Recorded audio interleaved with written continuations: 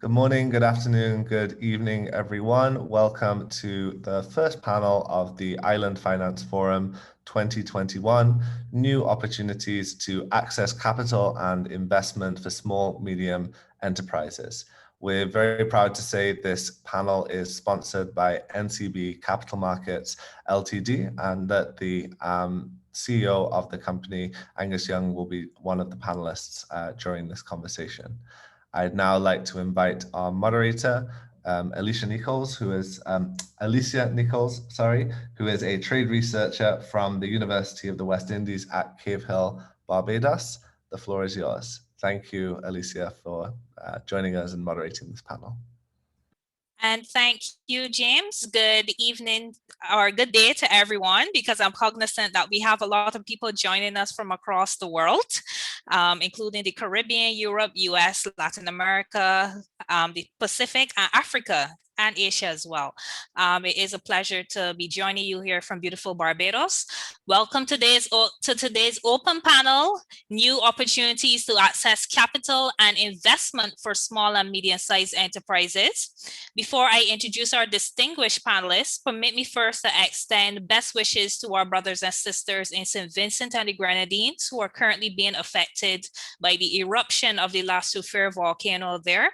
I also wish to extend kudos to the organizers, Island Innovation, for hosting yet another informative and timely event, and to the sponsor as well. SMEs comprise the majority of businesses globally and are an important contributor to employment and economic activity. Studies by the World Bank and OECD, for instance, point to the critical role SMEs can play in achieving the Sustainable Development Goals. As well, we also know that SMEs, despite this, face several significant obstacles which can limit their growth, ability to export, and their potential role in fostering sustainable development. One of those barriers most cited is what we'll be dealing with today, access to finance. We also know SMEs are among the most significantly impacted by COVID-19. So how can SMEs overcome financing barriers, unlock financing sources, and play a greater role in building resilient island economies at such a challenging time? Joining us to share their expert perspectives on these pressing issues are 5 highly knowledgeable panelists who I will introduce by their name and title in the order in which they'll be speaking. We're pleased to have Mr. Kenneth Green, who is the Managing Partner of Advanced Global Partners, Mr. Angus Young, CEO of NCB Global Finance, Ms. Betty Fausta, who is the CEO of IEPOS, Ms. Catherine Sumter, who is the Vice Chair of the New Zealand Pacific Business Council, and Ms. Ife Badejo, who is the co-founder and executive producer of Islandpreneur Network. The panelists will each speak for 7 minutes, followed by a general Q&A session. I invite you, the audience, to please share any questions you have for the panelists in the Q&A function. Please state your name, organization, and country, and to which panelist your question is addressed. And we will try to address your questions in the Q&A afterwards. So ladies and gentlemen, it's my pleasure now to hand over to our first speaker, Mr. Green of Advanced Global Partners. Mr. Green, the floor is yours. Good day, everyone. Again, cognizant of all of the time zones that are present in this presentation. Thank you, Alicia, and thank you for inviting me to be as part of this distinguished panel. First of all, I'd like to just pay tribute to the people, the government and people of St. Vincent, who are going through a tremendous dislocation right now with the eruption of the volcano in Soufrière. Our thoughts and prayers are with them. And I'm sure that can resonate with everyone who's on this call. I'm the immediate past president of the Dominica Chamber of Commerce. So in many ways, I'm representing the Chamber of Commerce here. And like Alicia just mentioned, that SMEs are vital to the development of the global economy and of course, the Caribbean economy. For us in the Caribbean, this process has been fraught with many challenges. Obviously, we are one of the most disaster-prone regions in the world. And at the same time, we've had to deal with recently with the pandemic and the fact that we, in many ways, have had to take a leap forward in order to become technologically ready for what's next. The good news is that the only way is up, and the Caribbean has the chance to now look towards the next stage in its development, which is to look towards, in particular, intellectual capital development and intellectual property. I'll spend more time on those topics than on any other, because I do believe that whilst I am a big advocate of a former great Sir Arthur Lewis and the emphasis on building centers of manufacturing and codependency in the region, I also believe that the world has moved on tremendously, in particular since the WTO came to the fore in the 90s. What this has done is it has created a paradigm which is again about to change. And the paradigm that has been in existence is that throughout the region, in particular in the English-speaking Caribbean, what has happened is that there's been a tendency for brands and their intellectual property to be injected into the Caribbean, to be adopted and to be fostered by companies who then use and leverage those brands and the intellectual property to monetize their own development. What this means is that actually much of the development is imported and then resold locally. We do have centers of intellectual property and intellectual capital that have developed, but those are few and far in between. Those ones that obviously we know of are in the musical arena. Bob Marley, for example, has tremendous intellectual property. We've seen it with athletics as well, with Usain Bolt. And we've seen it, ironically, in another Caribbean country which does not monetize its intellectual property to the level that it probably could, for specific reasons, and that is Cuba and its emphasis on intellectual property in the medical research arena, for something for which they should be proud, but also an example to the rest of us of what can be achieved by using resources towards a particular development arena. So that is going to be a focus that I want to talk to, primarily because we cannot rely on the same paradigms to sustain the Caribbean. As we've seen with COVID, one of the immediate dangers that became apparent was the dependency on supply chains, which we did not own. Luckily, we did not have the major shortfall of, say, having a port like the port in Miami, which serves the entire Caribbean, to being dislocated and therefore affecting all of our abilities to be able to sustain ourselves. And as amazing as it may sound, we still import a tremendous amount of commodities into the Caribbean. Yes, we are islands, but some of the commodities that we import are actually able to be produced locally in the Caribbean. But luckily, our supply chain was not adversely affected, though some shipping lines, as was globally, was affected as well. So I'm going to spend some time, hopefully, to expound on that based on my experiences being in the VC world in the past, and to talk about the value of intellectual capital and how we can use that to foster a new arena, a new future for the Caribbean and SMEs in the Caribbean. Thank you.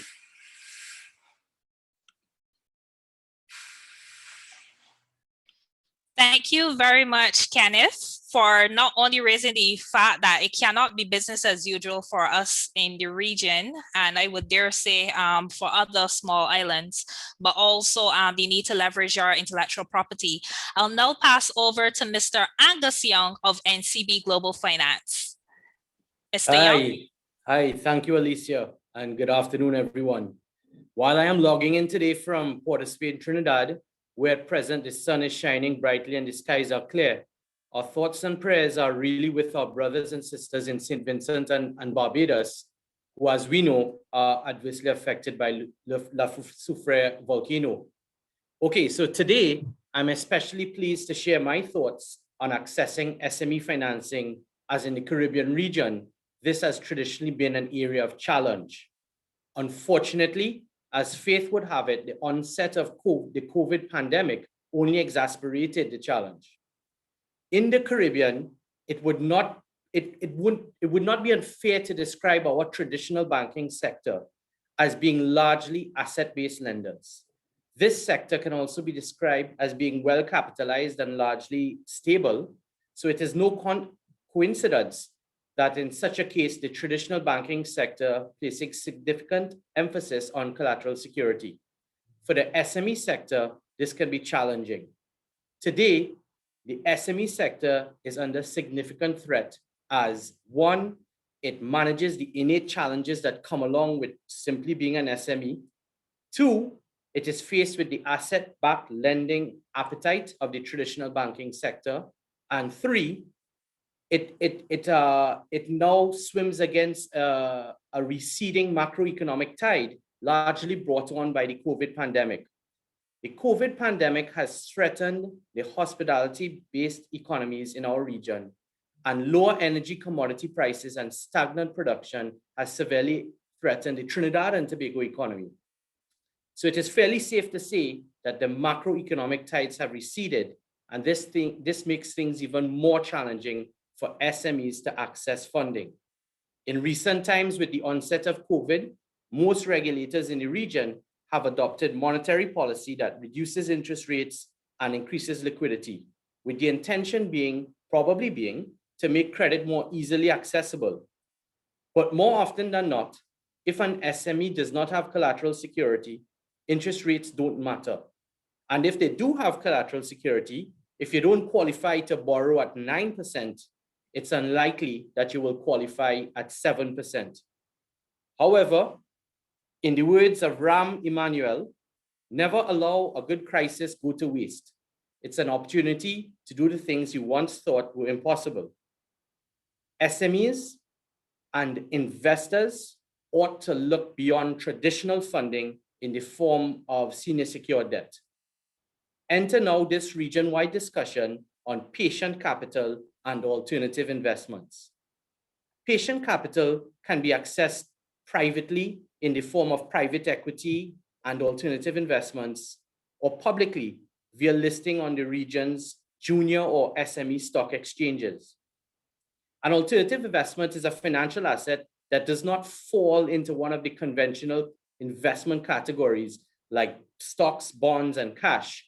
Alternative investments include private equity or venture capital, private credit, managed funds, and commodities, etc.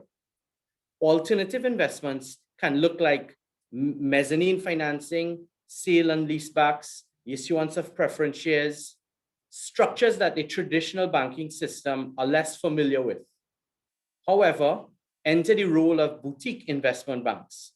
As interest rates stay low for long, financial institutions will develop more appetite for well-structured alternative investment options, as interest rate compression will find it very difficult to maintain traditional banking overhead costs. Earlier, I mentioned that monetary policy is being used by a tool by regulators, but there are also actions being taken in the space of fiscal policy. For example, with public listings amongst the SMEs, while public listings among the SME sector are very popular in Jamaica, Trinidad and Tobago is still very much a debt-centric culture. The government of Trinidad and Tobago has recognized this trend, and through the Ministry of Finance, have used their fiscal policy to remove all corporate taxes for entities that list on the Trinidad and Tobago Stock Exchange, on the Trinidad and Tobago Stock Exchange SME Exchange for the first 5 years. And furthermore, for years 6 to 10, that entity that lists will only pay 50% of the corporation taxes that would normally be due. In my humble opinion, this is the government of Trinidad and Tobago's recognizing the need of the private sector to pivot is real, and this is one avenue whereby they are facilitating same. Now, in wrapping up, the options of private equity, alternative investments, and/or public equity are all available, but accessing same will require a mindset shift of both financial institutions and SME owners. Where the mind shift is concerned, first out the gate would be A, the boutique investment banks who have the desire and appetite to be non-traditional, and B, investors who recognize that the traditional net interest income model is perhaps not what it used to be. 2, SMEs ought to make sure they have access to the right financial expertise and also practice at least a practical degree of corporate governance.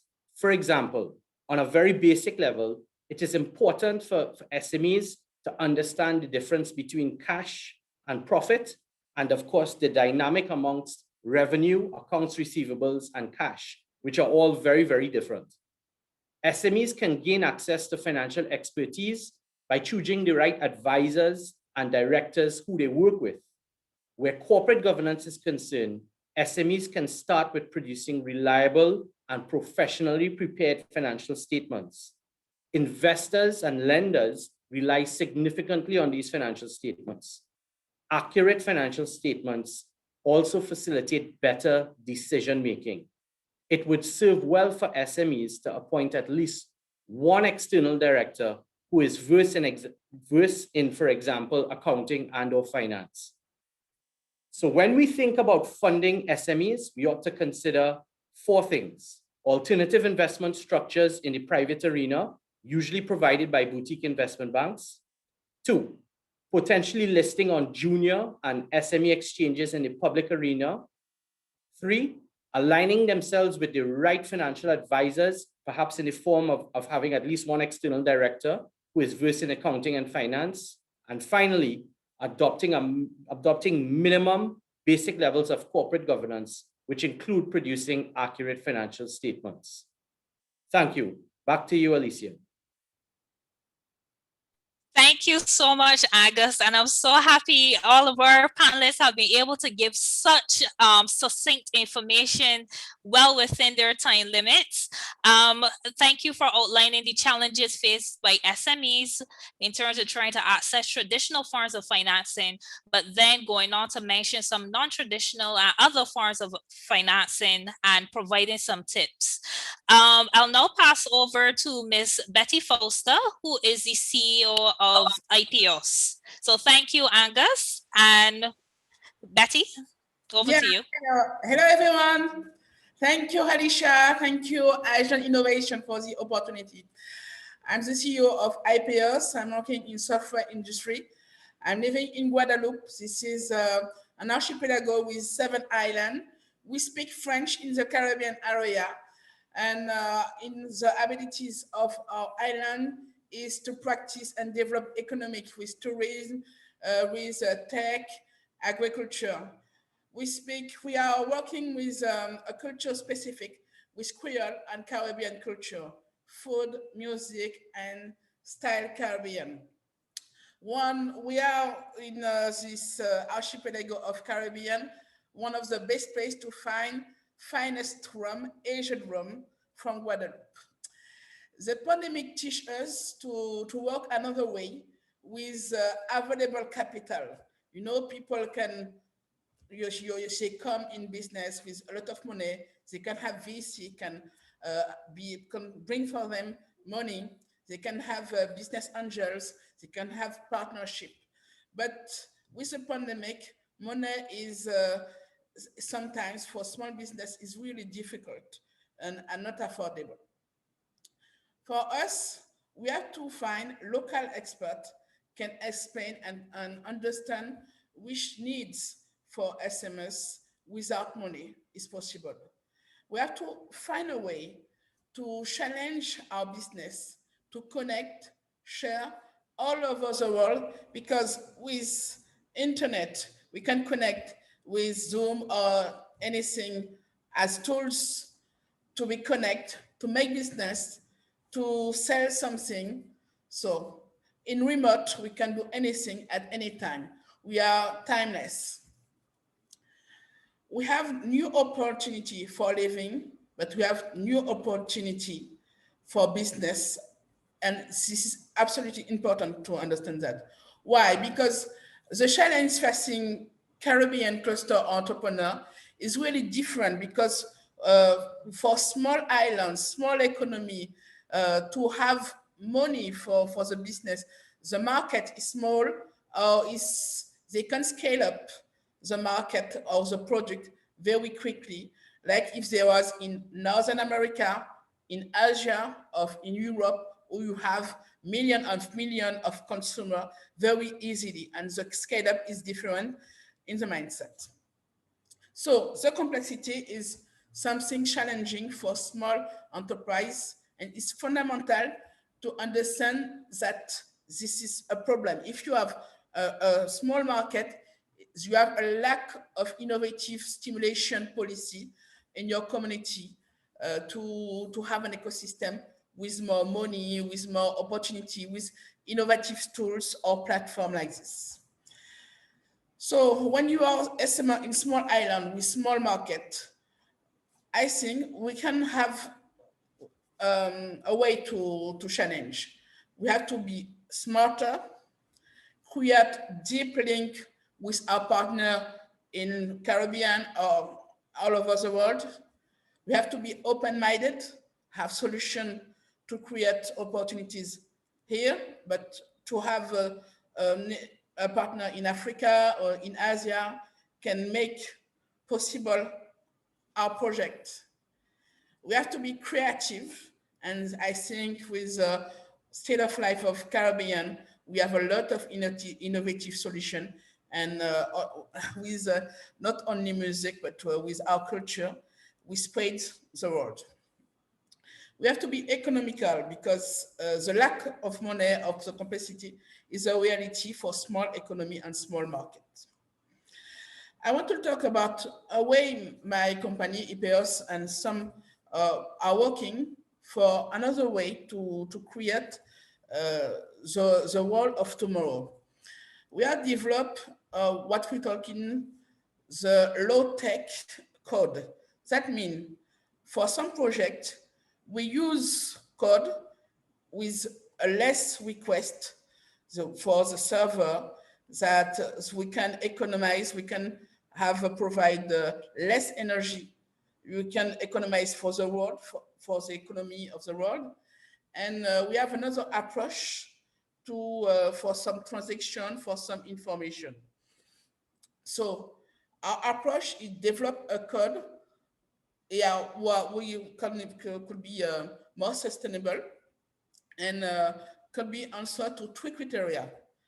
When we have developed a platform on apps, we're talking about if this app is useful, we have to need it, use it. All components of the apps is necessary, is very important, because if the component is not important, we don't have to put it on the apps, on the platform to economize energy. If the apps is accessible, we're talking about web accessibility, because the people can reach apps or platforms. They can be AI platform, they can be people blind, people deaf, or other kind of senior people cannot access to web content very easily. So low technology must be accessible. And the third criteria is sustainable.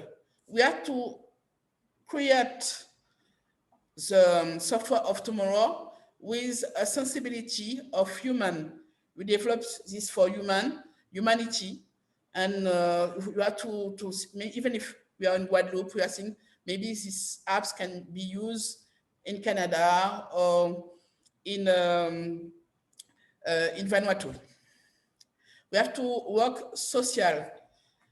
If we can create some link or some functionality, we have to think the apps or the project can be social or can bring something else that only technical function.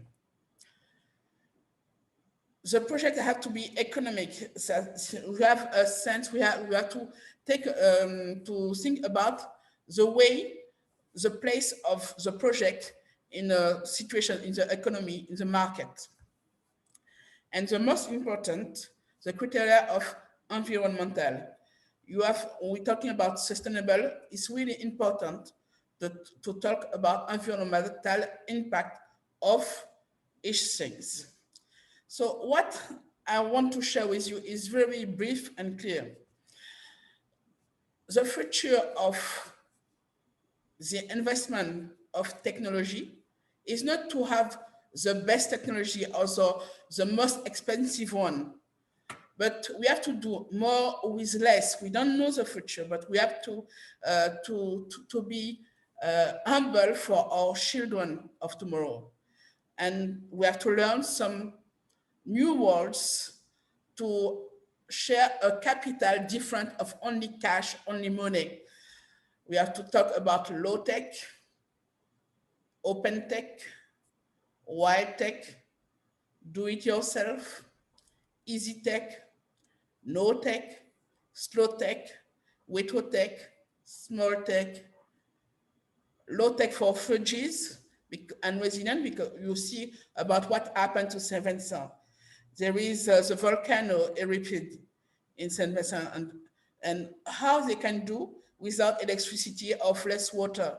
We have to share with what we have at the moment of the catastrophe, climatic catastrophe. So the future is to think about a local impact, but a connection global, and it's really important about that.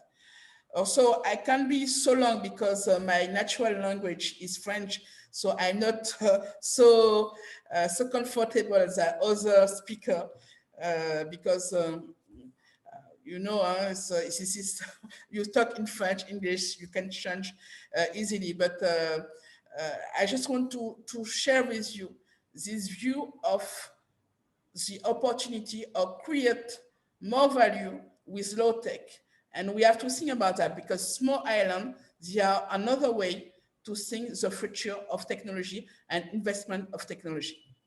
Thank you. Thank you so much, Betty. Another very informative presentation by our esteemed panelists. And you reiterated the need for creativity and working together among SMEs. You said quite eloquently, I know that French is your first language, but you're very eloquent. You said we have to do more with less. And that if we want to say that as a theme, I think it would be a very fitting theme. Before passing over to Ms. Sumter, I'll first like to remind you that you are free to send your questions for the panelists in the Q&A function. I see some coming in already. So feel free to continue sending in your questions. I now hand over to Ms. Catherine Sumter, Vice Chair of the New Zealand Pacific Business Council. Ms. Sumter?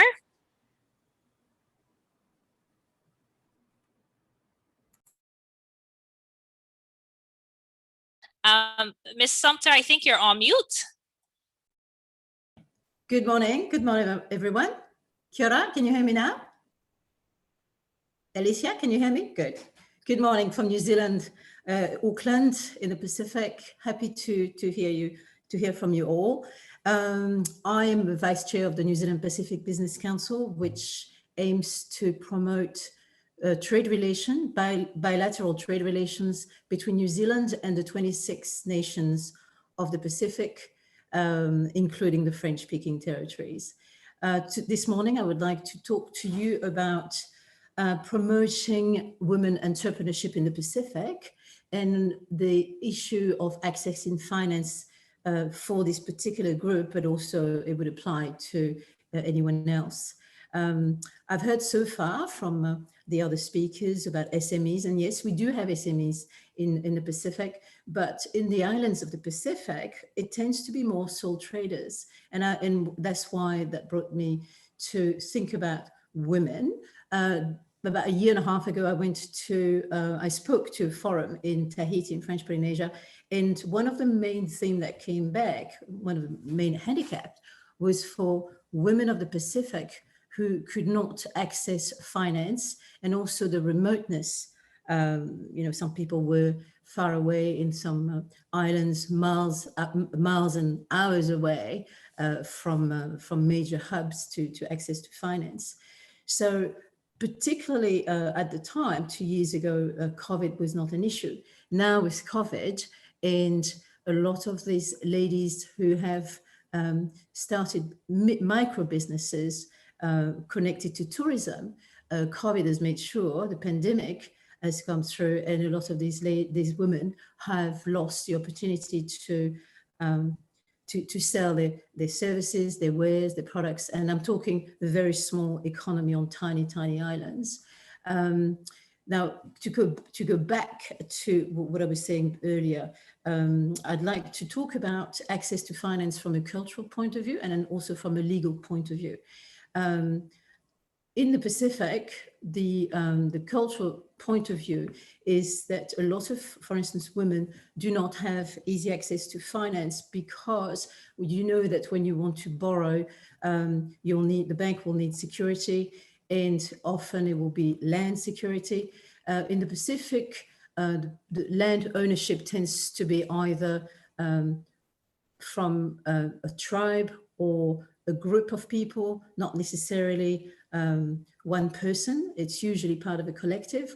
So if you want to put your land as collateral, but it's more likely that you can't because you will need the approval of the rest of the group or your community or your village. And it's probably likely that it won't happen. The other option that they have is microfinance, very expensive.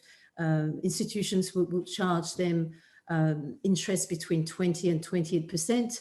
There's not a lot of choice. And probably the third choice will be borrowing from a family member. And that comes with basically a debt that can be called upon on demand at any time. So there's no security, no certainty, I would say, in knowing how long you can borrow you can repay or borrow your money.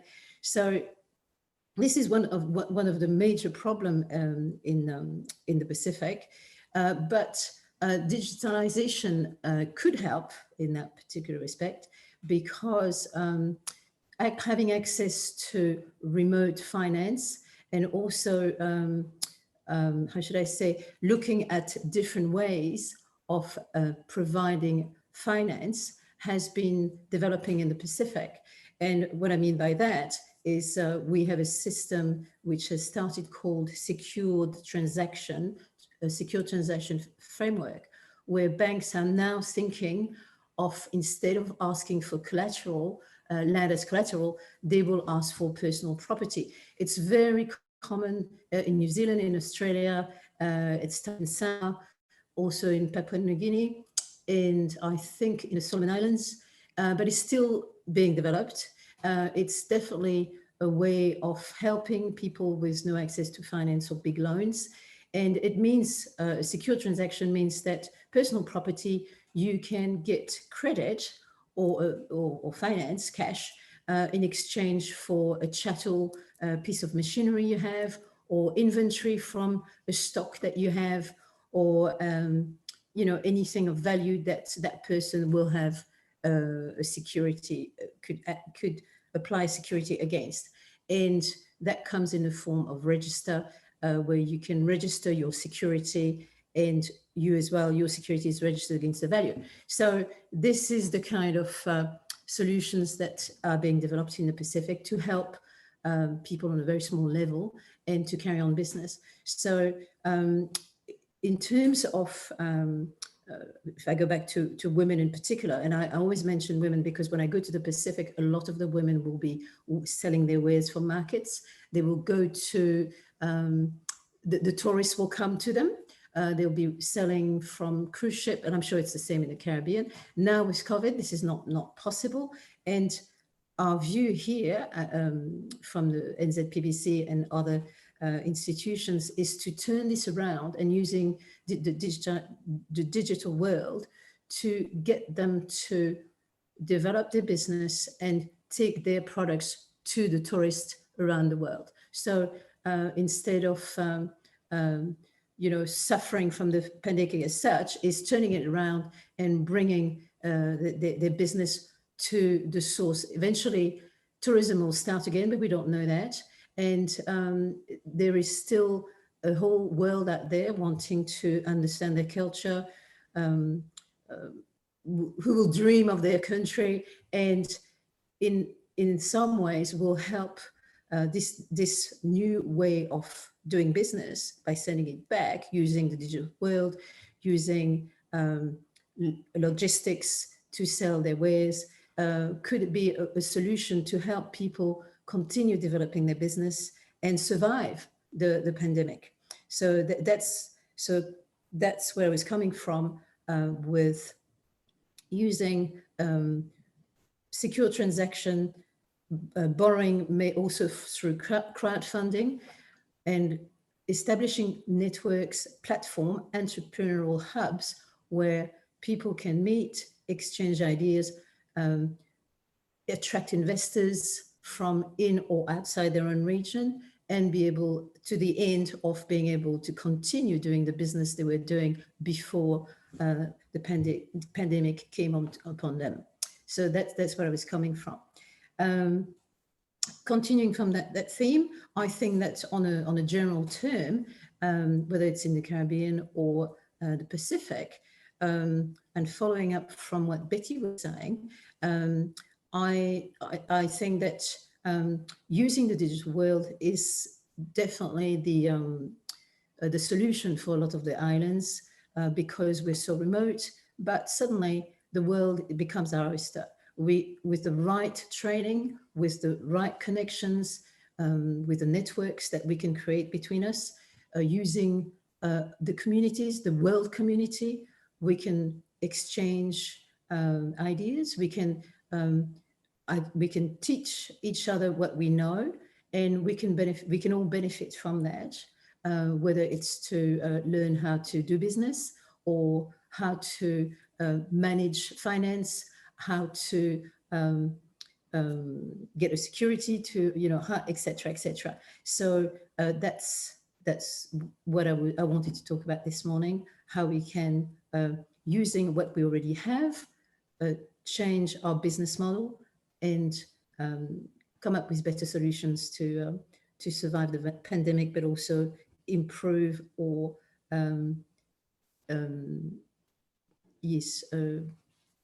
continue what we were doing before and using and basically turn against the adversity of the pandemic. Thank you so much, Catherine, for another great presentation and for highlighting something which is really important, the challenges faced in particular by women-owned SMEs, and giving us a very important perspective from the Pacific and some of the solutions being developed in the Pacific, which we could probably consider in the Caribbean if we haven't done so already. So I now hand over to our final speaker, Ms. Ife Badejo, who is the co-founder and executive producer of Islandpreneur Network. Ms. Badejo? Good afternoon, Alicia. Thank you so much for having me here, and congratulations, of course, to James Ellsworth and the rest of the Island Innovation team. It is a true honor to be here with all of you today. I also want to share the sentiments of the speakers and panelists that have gone before me, acknowledging our brothers and sisters on the islands of St. Vincent and the rest of the Grenadines, as well as those in the Caribbean that are being affected by this. Our hearts and our prayers are with you. As someone who is an entrepreneur, as someone who's been affected by natural disasters as an entrepreneur, so in 2017, St. Martin was hit with Hurricane Irma, which caused $2.86 billion of damage on 16 square miles. And then in the recovering process, we were hit another blow with COVID-19, as much of the rest of the Caribbean has similar stories. My brothers and sisters in Dominica and the Bahamas and the rest of the region have experienced that. It is very important to be smart, to go digital, and to go global. So those are the three aspects that has been a recurring theme, even in the speakers before me, about intellectual property, which speaks to being smart and learning how to capitalize and monetize those, on alternative financing, and that can even include investment clubs from our diaspora to invest in things like Airbnb, since tourism is going to come back, albeit it may look very different. Also, from the perspective of low tech from Betty and Guadeloupe, and focusing on women entrepreneurs and using digital means to reach markets. So let's talk about digital a little bit. The digital economy in 2019 was 2.9 trillion US dollars. In 2020, first quarter of 2021, it was 11.4 trillion US dollars. I say that to say this: not $1 has left the planet, according to Dr. Miles Monroe. And it is true. The question that we're actually asking today in discussing new opportunities to access capital and investment is, how are we going to create value? How are we going to exchange value? And how do we do it in a way that is equitable, that allows everyone to participate? And so I just wanted to touch on some of my own personal thoughts. I happen to also sit on the executive board of the Chamber of Commerce. And so with my role there, I get a macroeconomic glimpse of what's happening. And with the role at the Power Agency, my company, we do a lot of entrepreneurship and innovation development with different key stakeholders. And that was what birthed Islandpreneur. Islandpreneur is an organization or an experience where we're looking to connect islandpreneurs all over the world with the right investors and alternative ways of access to resources, including financing. So creativity, according to Albert Einstein, is intelligence having fun. So the region and island people all over the world, there's one commonality: we are resourceful and resilient by nature. We find a way. We do a lot with very little, according to Betty. I loved when she said that, because it really struck a chord with me. But we also don't regularly or as intentionally and even strategically create the right kinds of networks so that we could leverage those opportunities. I see people here from Seychelles, from Belize, and I know that Island Innovation has been doing really amazing work in connecting island people on every level from all over the world. But what really is the tangible outcome of these experiences? Are we really working together? Are we really learning from each other? So here's how I see smart, digital, and global. We can export our intellectual property as it pertains to disaster management.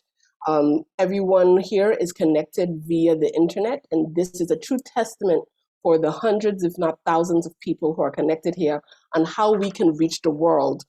But we also have to value ourselves as an equal global partner. We cannot just look to the world for information. We have to bring to the world our information. So that speaks to the intellectual property. Digital, focusing on e-commerce and what does that look like for us. One of the local businesses that I know here is called the Johnny Caker. How can she export Johnny Cakes, which is an international favorite food, to the world, to tourists? And of course, engaging global with our diaspora, engaging global with our tourism. I can speak strongly more to tourism because St. Martin is heavily tourism based. And when I see a lot of things that pertain to SMEs, it speaks to a big business. It doesn't speak to SMEs. As the previous panelist stated, most of our entrepreneurs as an SME are solo traders. They're solopreneurs. They may have one or two other opportunities or people that work with them. So global also looks at how do we strengthen them with information, with the resources to compete on the international level. There are a variety of global pitch competitions that are literally giving money to the best ideas. There is one that's upcoming right now, Entrepreneurship World Cup. And so you have the opportunity to really engage at that level. The question is, are we ready? So do we have the right resources? And that goes back to building the networks. Who do we know in our network that has the kind of information so that we can strengthen the knowledge base of our entrepreneurs and innovators so that they can bring what they have to the global arena. I think that that is a very creative and succinct and practical way of finding access to capital. The Entrepreneurship World Cup, for example, has a grand prize of $500,000 US based in Saudi Arabia.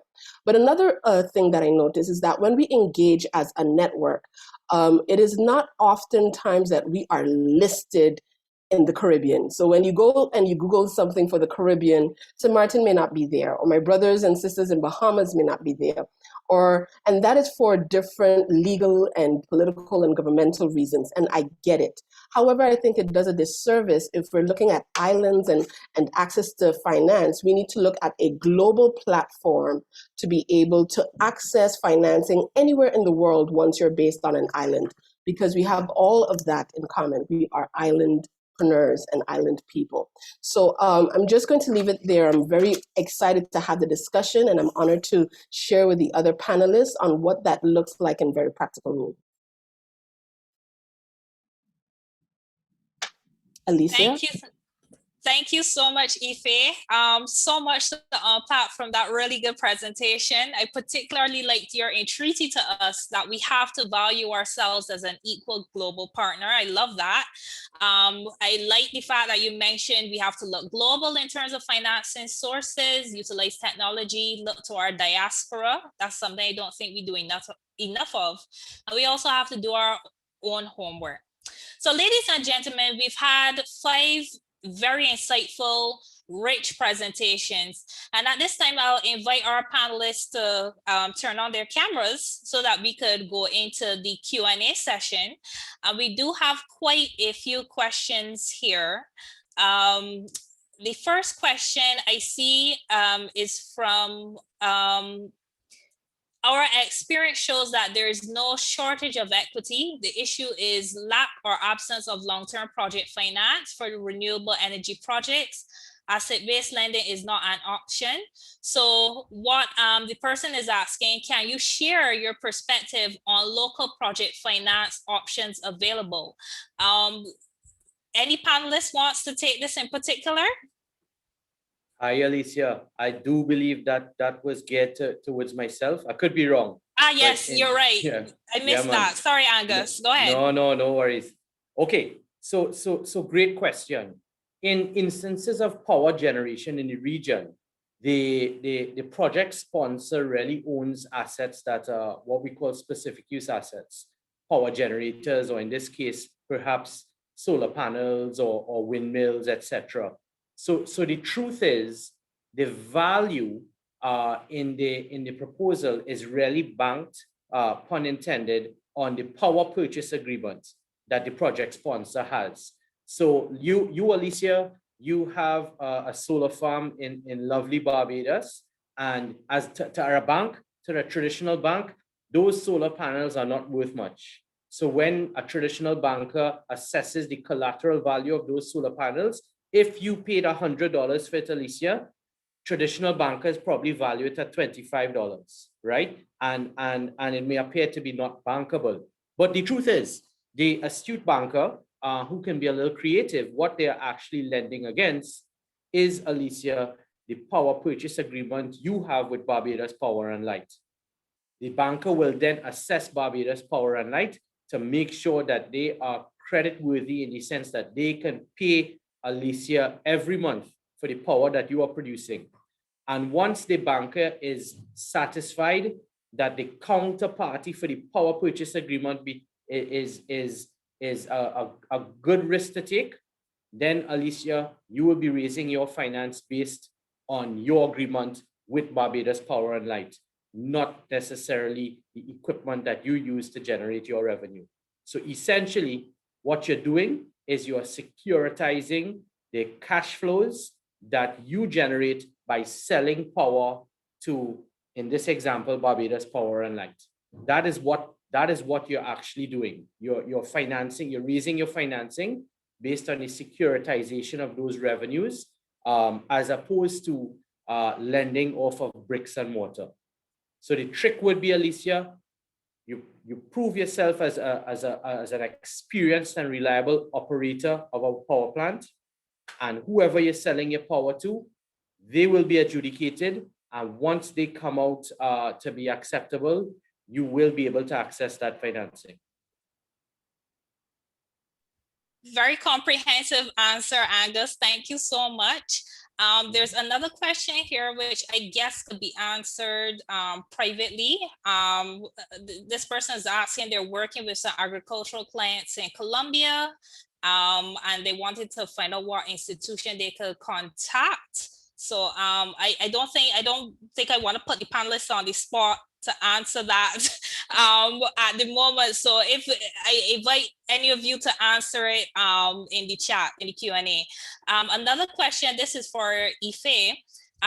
This person is asking, James wanted to come in here because I see it was answered.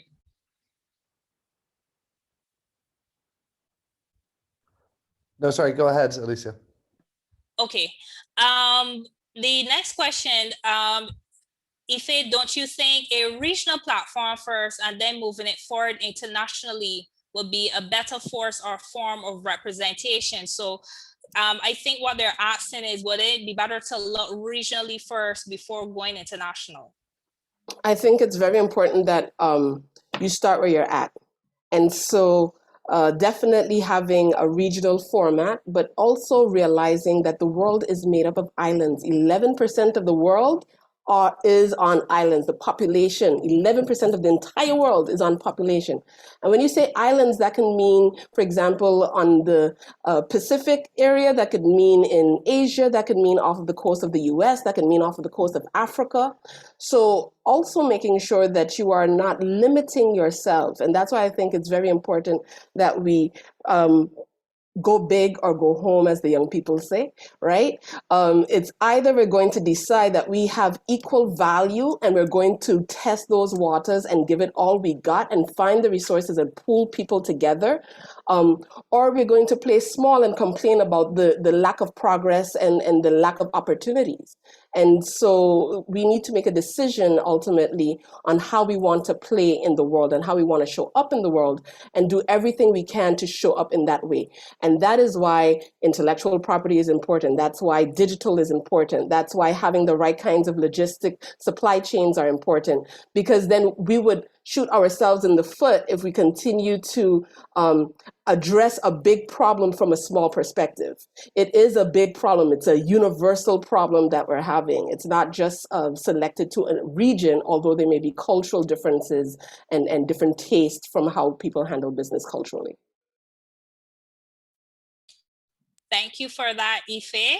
A next question here we have, unfortunately, most of these are not directed to specific people. So I'll invite you, if you see a question that you particularly want to answer, you could feel free to jump in.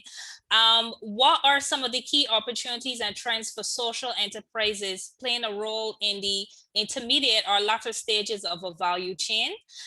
They ask, how can they impact the individuals at the base, such as the single person trader, the small holder farmer, so like the solopreneurs? What investment in instruments do these social enterprises most value? I think what they're probably asking is, what are some of the opportunities for, certainly the latter question, what are some of the opportunities that perhaps persons who are single traders might be able to access? Can I step in on that? Sure, Kenneth, go ahead.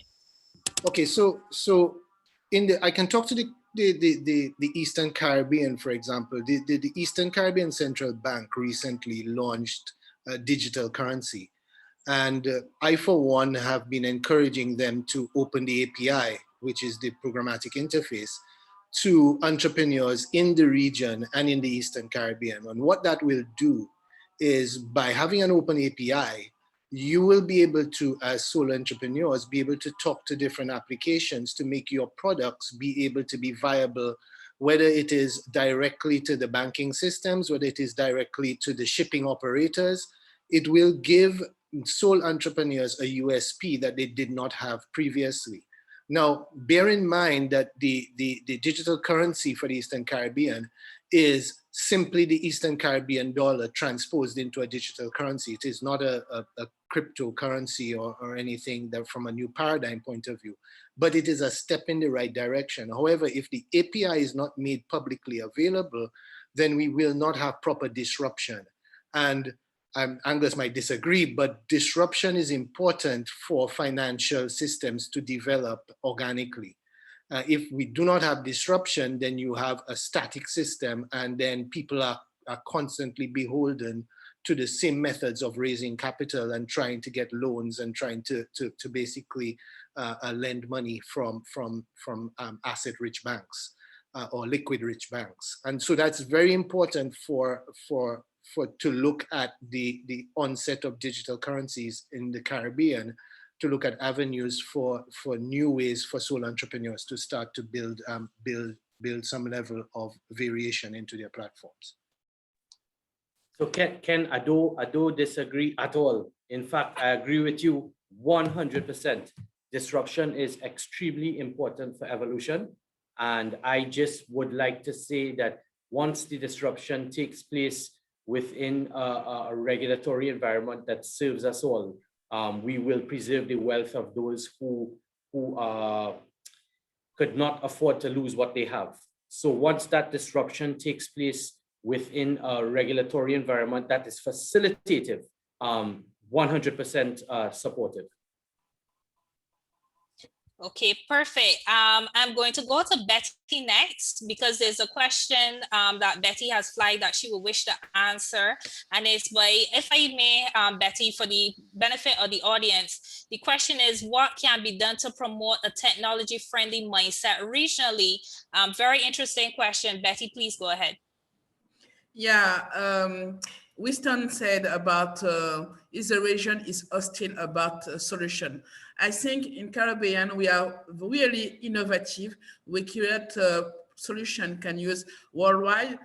Yesterday, I was with a startup. He was working on hydrogen and technology can improve and economize a lot of energy all over the world and can change our dependency really. So we can use innovative solution in the Caribbean, but unfortunately we are in the small market. We have sometimes some people are conservative. They have a prerogative for commerce or business. And so this is the rules of the small market and the complexity. You have to do with that and to find a way to success. And maybe you can connect with other people because some enterprise in Caribbean area looking for a senior developer with a lot of experience can create the future tools or the future platform or innovative apps. So don't think about only you are uncomfortable about the hostile regions. We are not hostile at all. We are really innovative in the Caribbean region and small island. So you have just to find another way to face to the problem. Can I? Oh, sorry. Go ahead, Kenneth. Yeah, I'd like to back Betty, and I'd like to just build on something, that's a concern. Addressing Winston's question, even to look at the intellectual property side. The Caribbean needs to have, and I don't think the Caribbean is technology unfriendly. What the Caribbean does not have, it does not have innovation embedded into its legal framework. So, for example, we don't have a common trademark office for the region, which is unfortunate. And so therefore, being able to patent and trademark technology as a new inventor is very difficult. So if you want, for example, to span something across the region, you have to actually go through the same process in each jurisdiction separately.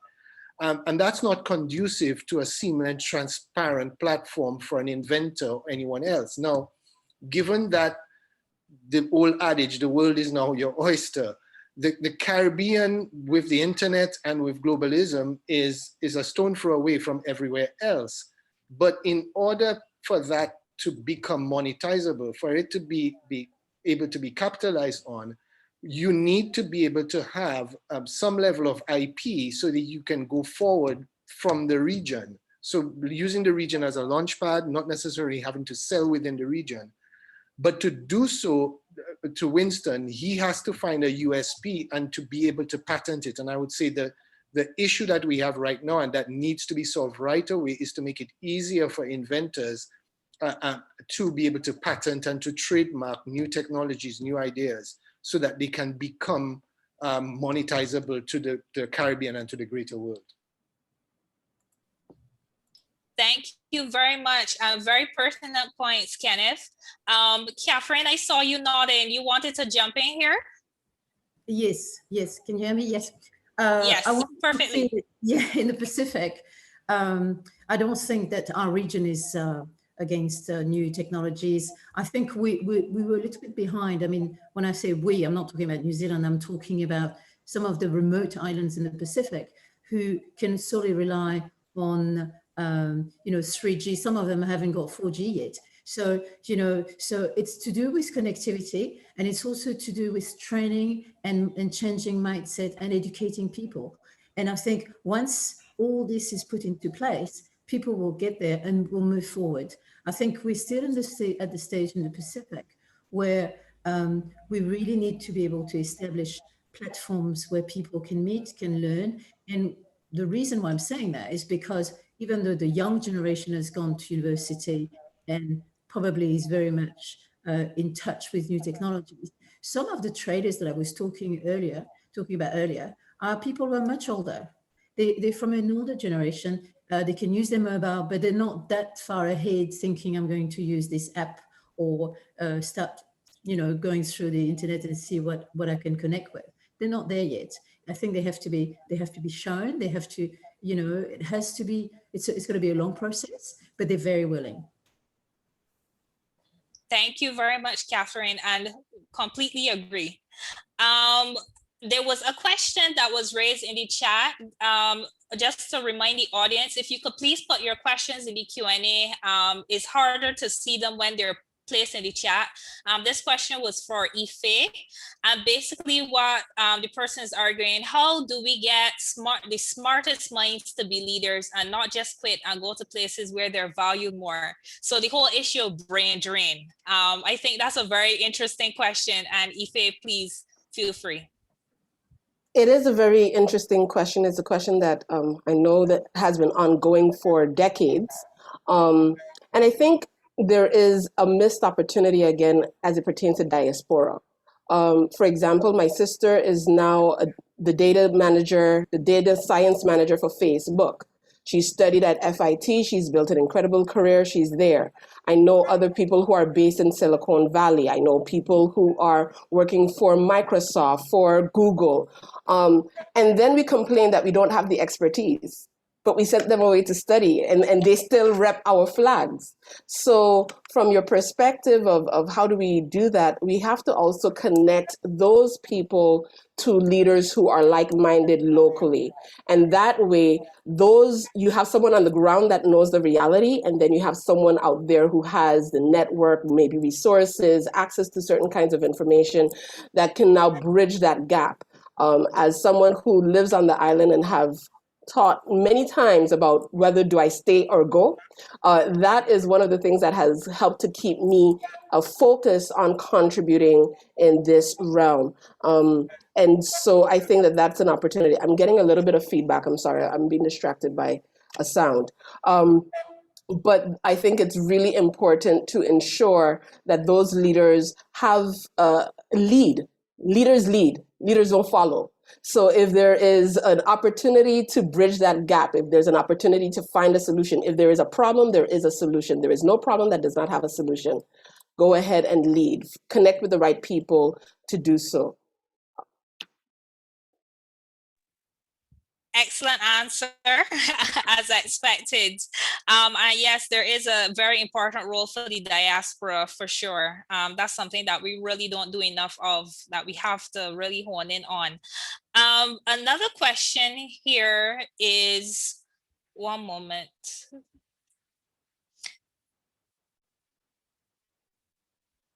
Sorry, the question got lost when I am saying, okay, good. What sources of financing are available to not-for-profit organizations, NGOs, social enterprises who wish to develop their commercial green projects with a sustainable development focus? That's a very interesting question. Anybody wants to take a bite?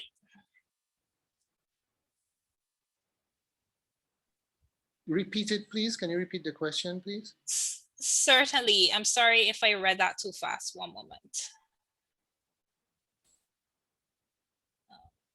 Oh dear. Or what sources of finance are available? Yeah, I had lost it. Yes. Sorry, there are many questions. I apologize. There are many questions, so it's difficult to scroll through all. What sources of financing are available to not-for-profit organizations, NGOs, social enterprises who wish to develop their commercial green projects with a sustainable development focus? Well, it depends on where you are. If you're talking within the Caribbean, there is the Green Climate Fund. In fact, that's global. There's the GCF.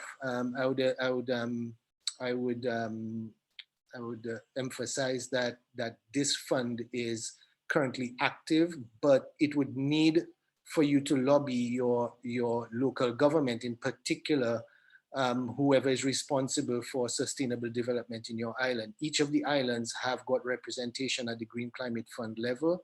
The only caveat is that they need to be significantly large projects to attract the interest of the Green Climate Fund. A simple Google search will look it up, and in whichever island you're in, there's tremendous funds available for the GCF, which would be targeted through the respective ministry in your island.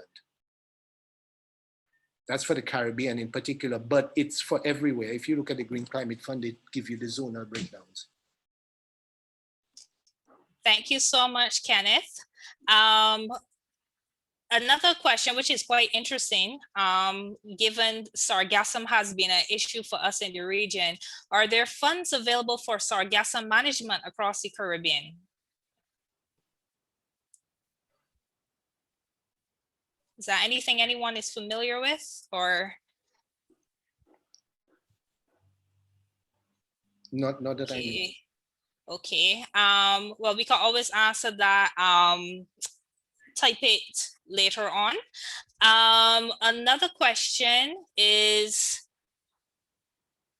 how do you support formalized accessibility to financing for persons who may not have access to gatekeeping networks? So I'm guessing that this person is probably asking about some of the alternative sources of financing that some of you would have touched on in your presentations. I don't know if anybody wanted to go back over some of those. Alicia, I'm not too sure what they're referring to when they say, you know, with reference to the gatekeeping. But essentially, well, unfortunately, you know, the SME sector usually have very brilliant ideas, and a lot of, for example, artists as opposed to doctors. And I don't mean that in a tangible sense. I mean people who are very good at their craft, whatever it may be, but not necessarily good at the science, right?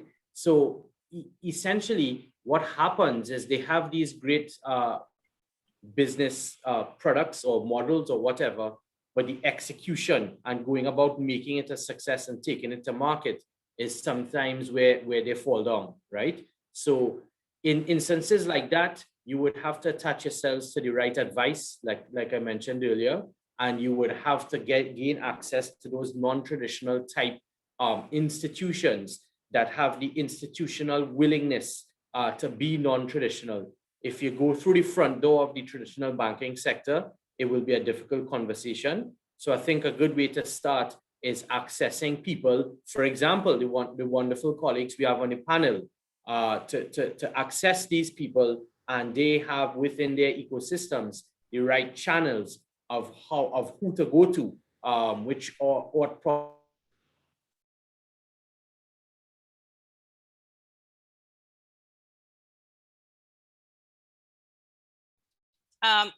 I don't know if it's my computer. I think it's Angus, I think okay.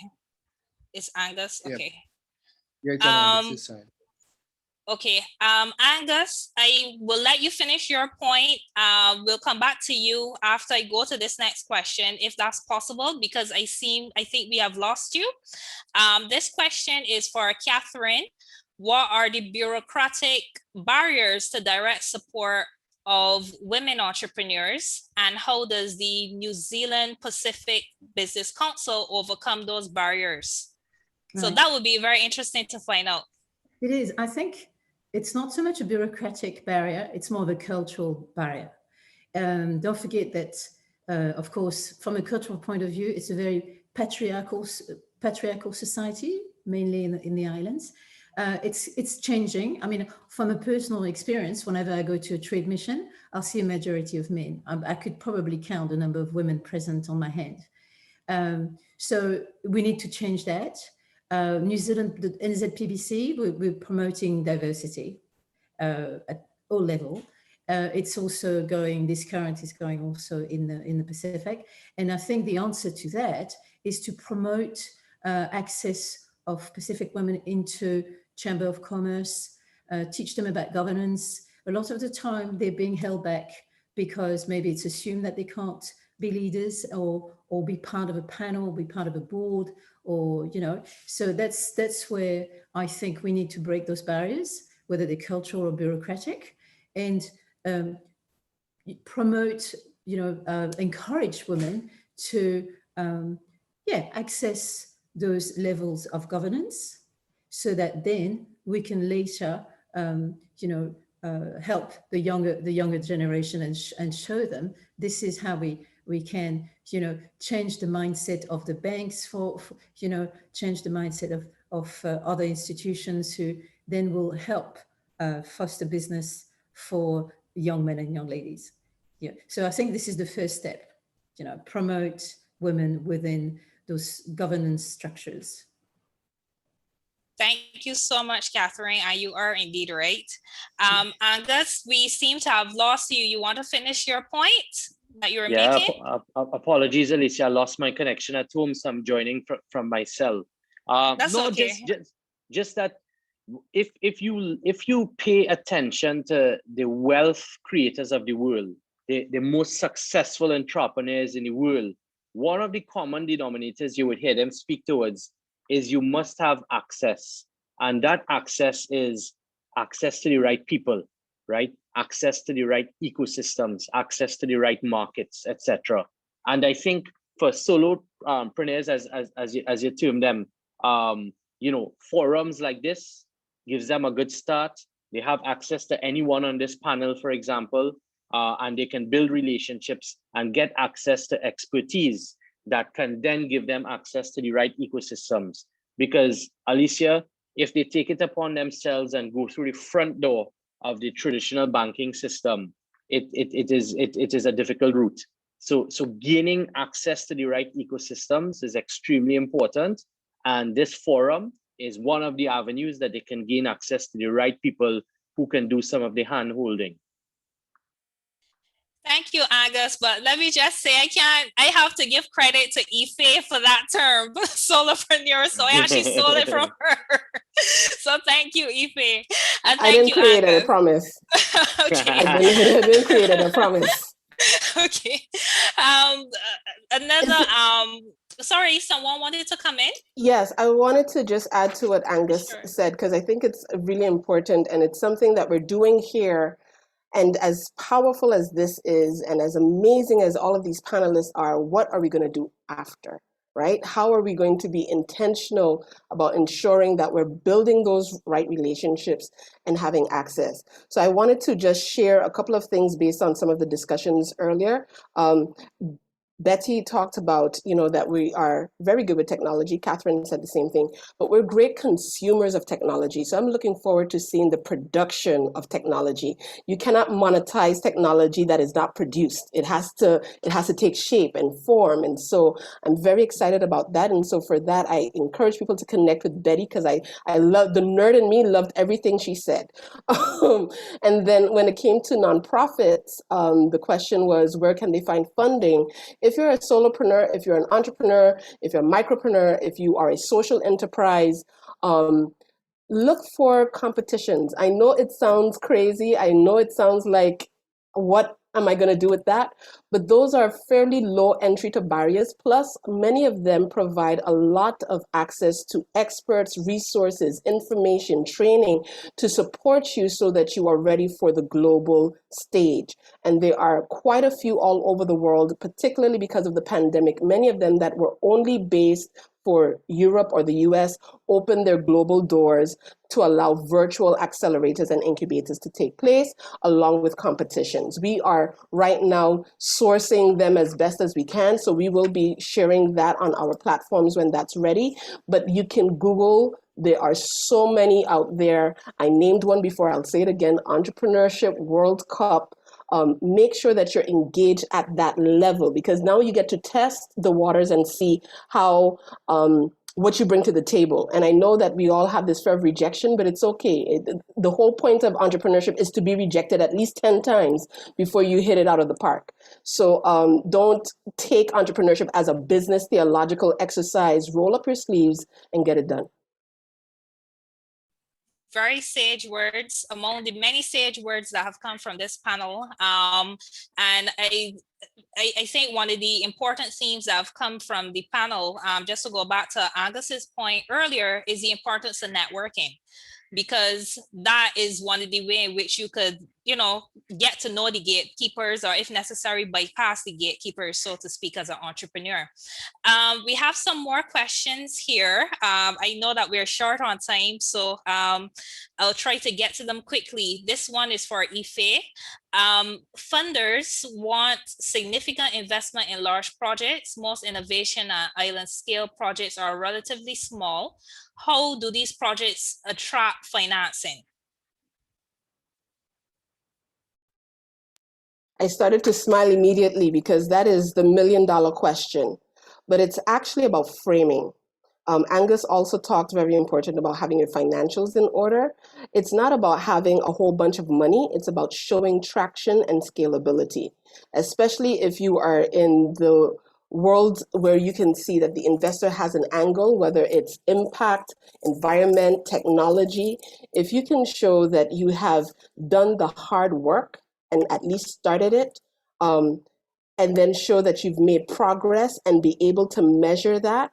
When we talk about SMART, earlier I talked about being smart, digital, and global. SMART means data-driven. You need to collect the data. You need to make sure that you're not just doing and are not measuring and recording what it is that you're doing.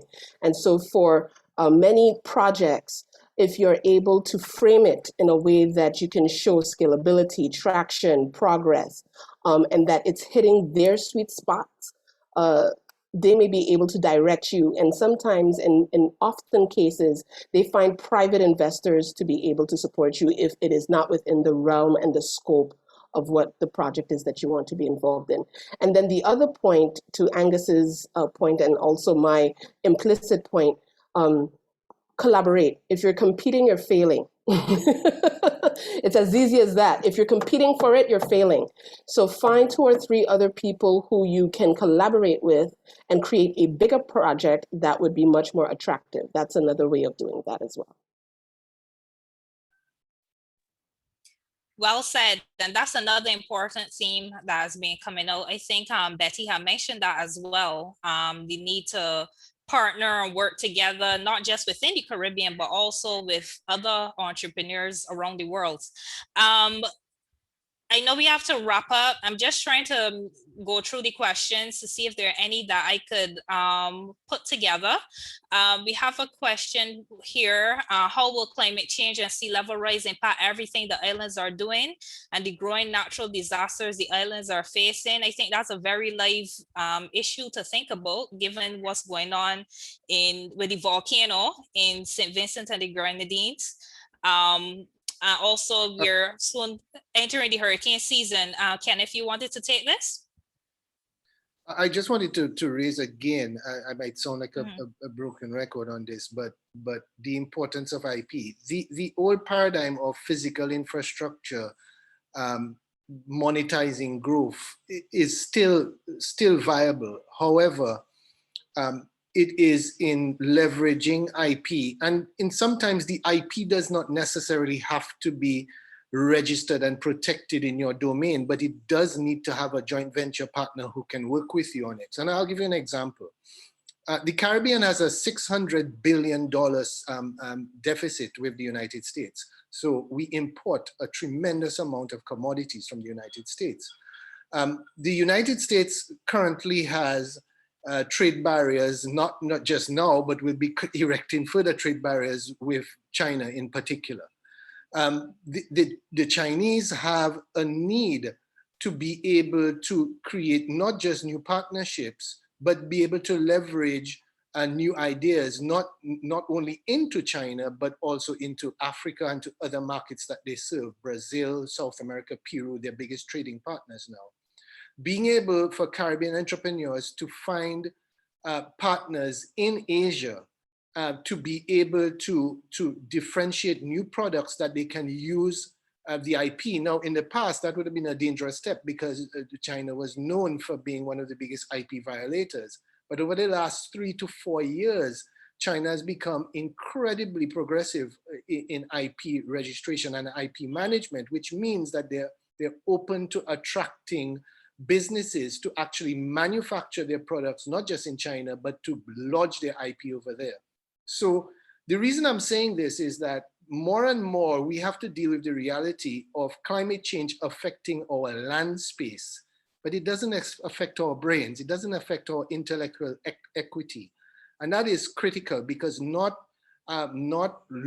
creating a locational dependency on a specific island or a specific jurisdiction is going to be key to our survival, not just as individuals, but as businesses. Because for all of us here, at any moment in time, all of us could be displaced. But our ideas and our businesses, are they going to be able to relocate, to move ahead into different jurisdictions? That is going to be key. And I think that is going to be a key factor for the Caribbean is how do we make our ideas so indispensable that they can travel beyond our jurisdictions? And with that, thank you so much, Kenneth. I'm mindful of the fact that we're supposed to conclude in 6 minutes. Time surely flies when you're having fun, right? So I'll invite each of you to give some short concluding remarks in the order in which you would have presented. So Kenneth, if you wanted to go first. Thank you, Alicia. It's been an interesting discussion. I'd like everyone to continue to be engaged, to continue to look at the opportunities for building alternative capital ventures, looking at joint ventures outside of the region with players who either want to come in or who want to extract value from new ideas and new commodities that we produce in the Caribbean. I noticed in the chat, there are quite a few people looking for joint ventures into the region. And so there may be an opportunity there to take in new IP and utilize it throughout the Caribbean. But unfortunately, that is the paradigm that exists. And what we want to be able to do is to export ideas. And that's going to be critical for the future of the Caribbean. It is being able to produce, whether it's in the old classic Sir Arthur Lewis model or in a new model where our ideas are fluid. Thank you, Kenneth. Angus? All right, Alicia and everyone else. My closing remarks are that we need very strong indigenous institutions in our region because we are often treated by others, by multinationals as fair weather friends. When things are great, they're here, and when things are not so great, they bail. But the strong indigenous institutions are the ones that will serve us through thick and thin. My grandparents on my dad's side are from China, and from my mom's side are from India. But I am very much 100% Caribbean and here to stay. So I think that we have to look after ourselves in this region. We have no motherland to go to. So very, very strong indigenous institutions are important, Alicia. And I would also argue that talent per capita, you cannot beat the Caribbean. We are number one. I like that. We are number one. I'll move on now to Betty. your concluding remarks. Yeah, hi Alicia, hi everyone. I really appreciate to be a part of this forum as panelist. And for me, emergence and development of low-tech cluster or project is a part of the future. And I really open to collaboration on all cooperation projects in our area. And I think I notice I already have some connection on LinkedIn. So it's really good and impressive, all remarks, positive remarks of the spectator, people all inside. It's very interesting. Thank you very much, Alicia and Iceland Forum Finance Forum. Thank you. And thank you, Betty, as well. Moving on to Catherine. Yes, thank you for having me on your forum. I would like to say that it's important for everyone, whether you're an SME or a sole trader, whichever island you're from, it's important that you realize that your culture is very important.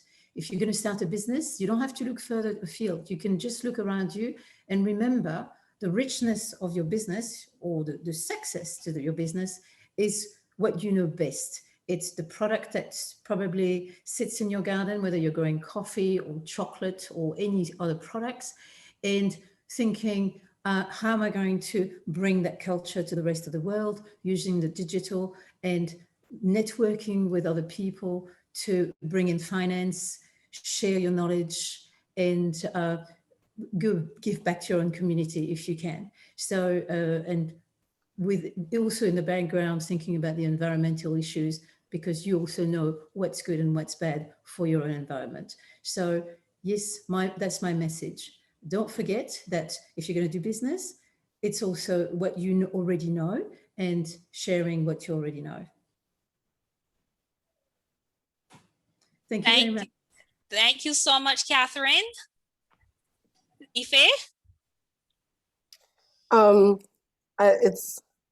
I'm blown away. So I'm a little bit speechless right now because I too benefited from this in a whole nother way. My eyes and my brain is going at 90 miles an hour.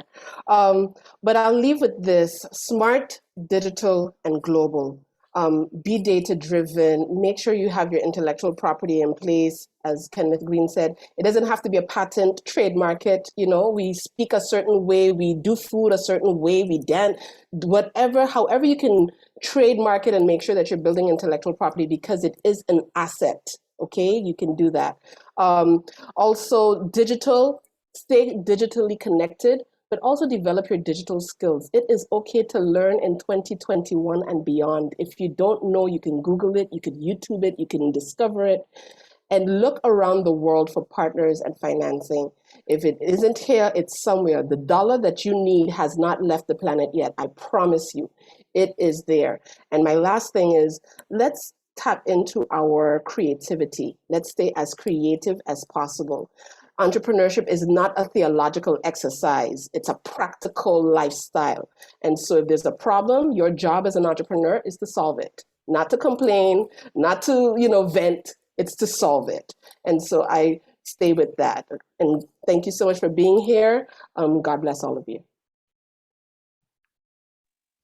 And thank you, ladies and gentlemen. Please join me in giving a virtual round of applause to our excellent panelists, Mr. Kenneth Green, Ms. Catherine Sumter, Ms. Yves Badejo, Betty Fausta, Angus Young. Thank you so much for sharing your expertise this afternoon. I really enjoyed interacting with you guys, and from the comments, I could see that the audience were very enthralled as well. Thank you, Island Innovation, for the kind invitation and for hosting this, and to sponsors.